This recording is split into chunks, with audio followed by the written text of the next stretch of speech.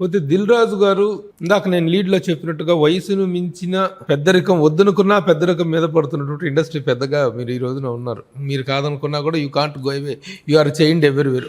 ఒకవైపు ఎఫ్డీసీ అధ్యక్ష బాధ్యతలు, ఒకవైపు గిల్డ్లో కార్యక్రమాలు, దీంట్లో కౌన్సిల్లో వీటిలో యాక్టివ్ పార్టిసిపేషన్లో ఉంటారు. మీ నిర్ణయాలు మీ మాటలకి మంచి వాల్యూ పెరుగుతుంది. ఈ పెద్దరికం మీరు కోరి తీసుకున్నారా? ఎంతవరకు వచ్చింది? అసలు మీ ఇదేమిటి, మీ ఇంట్రెస్ట్ ఏంటిది వీటిల్లో? అంటే పెద్దరికం తీసుకోవాలని నాకు ఎప్పుడు ఉండదు. పోతే మనకేంటి, మనకు వస్తున్న ఎక్స్పీరియన్స్తో పాటు నలుగురికి అది ఉపయోగపడటానికి డ్రైవ్ మొదలవుతూ ఉంటుంది. అది ఎవరికన్నా.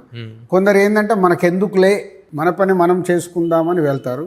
కొందరు లేదు, మనకు వచ్చిన ఎక్స్పీరియన్స్ ఇది నలుగురికి ఉపయోగపడితే బాగుంటుంది కదా అని వెళ్తారు. నేను రెండో కోవా.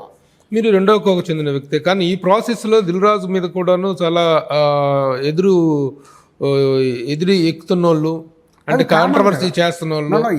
ఎప్పుడైతే మనము నలుగురికి ఉపయోగపడి పని చేయటానికి ముందుకెళ్తామో ఇంకా నలుగురు తయారవుతారుగా.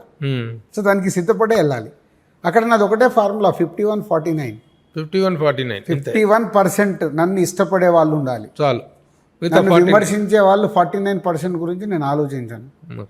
ఇఫ్ ఈజ్ 51% విమర్శిస్తుంటే నన్ను నేను చెక్ చేసుకోవాలి, ఏంద్రా బాబు అని. అట్లా నేను అనాలిసిస్ చేస్తాను. ఒక ఇన్సిడెంట్ కానీ ఒక ఇష్యూ కానీ దీంట్లో ఎలా జరుగుతుందని నేను సైలెంట్గా రివ్యూస్ తీసుకుంటాను.